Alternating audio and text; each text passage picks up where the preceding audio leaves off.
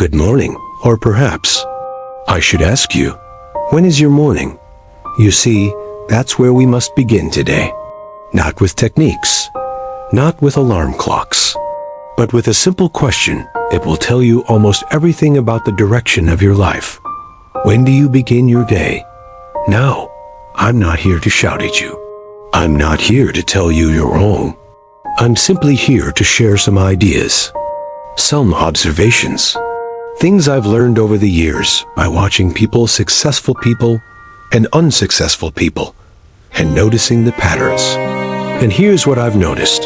The morning belongs to the disciplined. And the disciplined?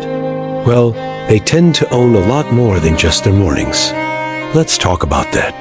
The philosophy of the morning. There's something sacred about the early morning hours. I call them the quiet hours. The world hasn't woken up yet. The phone isn't ringing. Nobody needs you. Nobody's making demands. It's just you, and your potential. You see, most people wake up late, and I don't just mean the clock. They wake up late to their own life. They roll out of bed at the last possible moment, rushed, frantic, already behind before the day even starts. And then they wonder why life feels like they're always catching up. Here's a principle. How you start shapes how you finish. If you start your day in chaos, you'll live in chaos. If you start your day rushed, you'll be rushed all day long. But if you start your day with intention, with discipline, with quietness and purpose, well, everything changes. The morning is not just a time of day. It's a practice, a daily declaration. It says, I am in charge here. I decide how this day begins. And that small decision, it echoes through everything. The cost of sleeping in. Now, let me be honest with you. Sleeping in feels good. I get it. The bed is warm. The alarm is annoying. And you think to yourself, just 10 more minutes.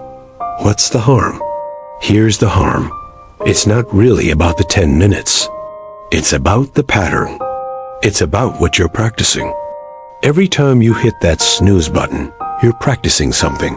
You're practicing giving in. You're practicing breaking a promise to yourself. You're practicing letting comfort decide your life instead of you deciding your life. And here's the thing about practice. You get good at what you practice. Practice giving in, and you'll give in when it matters. Practice breaking small promises, and you'll break big ones. Practice letting your feelings run your day, and one day you'll wake up and realize your feelings have run your entire life. Small disciplines repeated daily become the structure of an exceptional life. And small errors in judgment repeated daily, they become the structure of failure. It's not dramatic. It's not sudden. It's just day by day, choice by choice. Sleeping in when you said you'd wake up early? That's a small error in judgment. And those add up. The story of two friends. Let me tell you about two people I knew years ago. Let's call them John and Michael. John and Michael started their careers around the same time. Same industry, same opportunities, similar backgrounds. If you looked at them on paper, you'd think they'd end up in roughly the same place. But here's what was different. Their mornings. Michael slept until he had to wake up, rolled out of bed, grabbed coffee, rushed to work. He wasn't lazy. He worked hard once he got there. But his mornings, they owned him.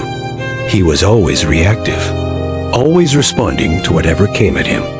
John was different. John woke up at 5:30 every morning. Not because someone made him, not because his job required it, but because he required it of himself.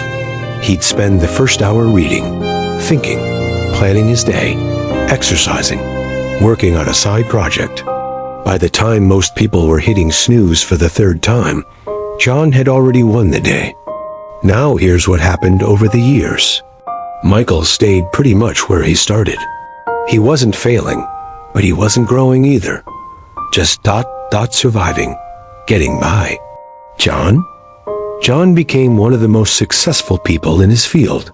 Not because he was smarter, not because he got lucky, But because every single day, he gave himself an advantage, a head start, time to think, time to grow, time to become. 10 years later, the gap between them wasn't small anymore. It was massive. And it all started with the morning.